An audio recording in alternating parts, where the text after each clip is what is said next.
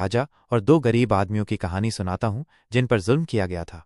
किसी जमाने में एक विशाल और समृद्ध राज्य था जिसके राजा महाराजा सूर्यदेव अपनी शक्ति और वैभव के लिए जाने जाते थे। हालांकि उनकी शानो शौकत के पीछे एक क्रूर हृदय छिपा था। वे अपनी प्रजा पर भारी कर लगाते थे और जो उनका विरोध करने की हिम्मत करता उसे कठोर दंड देते थे। उसी राज्य में दो गरीब किसान रहते थे, रामू और श्यामू। वे अपनी छोटी सी जमीन पर कड़ी मेहनत करते थे और मुश्किल से अपना गुजारा कर पाते थे। एक साल जब फसल अच्छी नहीं हुई तो वे राजा के कर चुकाने में असमर्थ हो गए। राजा के सिपाही उनके गांव आए और उन्हें दरबार में पेश किया। महाराजा सूर्यदेव क्रोधित हुए और उन्होंने रामू और श्यामू को कारागार में डालने का आदेश दिया। उन्हें तब तक भूखा और प्यासा रखा गया जब तक कि वे कर चुकाने का वादा नहीं करते।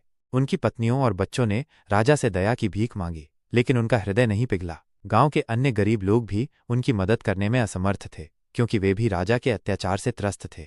कारागार में रामू और श्यामू ने हार नहीं मानी। उन्होंने एक योजना बनाई। जब रात हुई तो उन्होंने अपनी कोठरी की कच्ची दीवारों को धीरे धीरे खुरचना शुरू कर दिया। कई दिनों और रातों की मेहनत के बाद उन्होंने दीवार में एक छोटा सा छेद बना लिया। एक अंधेरी रात वे उस छेद से रेंगते हुए बाहर निकले और जंगल की ओर भाग गए। राजा के सिपाही उनका पीछा करते रहे, लेकिन रामू और श्यामू घने जंगल में गायब हो गए।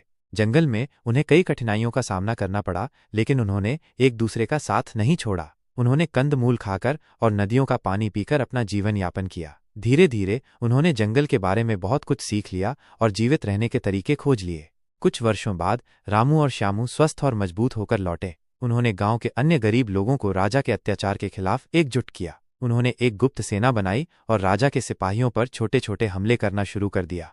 उनकी बहादुरी और दृढ़ संकल्प देखकर और भी लोग उनके साथ जुड़ते गए। अंततः उन्होंने एक बड़ी सेना बना ली और राजा के महल पर चढ़ाई कर दी। भयंकर युद्ध हुआ, लेकिन रामू और श्यामू के नेतृत्व में गरीब लोगों की सेना ने राजा के सिपाहियों को हरा दिया। महाराजा सूर्यदेव को बंदी बना लिया गया। रामू और श्यामू ने राजा को मारकर बदला लेने के बजाय उसे अपनी प्रजा के साथ न्याय करने और अत्याचार बंद करने का अवसर दिया। महाराजा सूर्यदेव ने अपनी गलती मानी और एक न्यायप्रिय राजा बनने का वादा किया।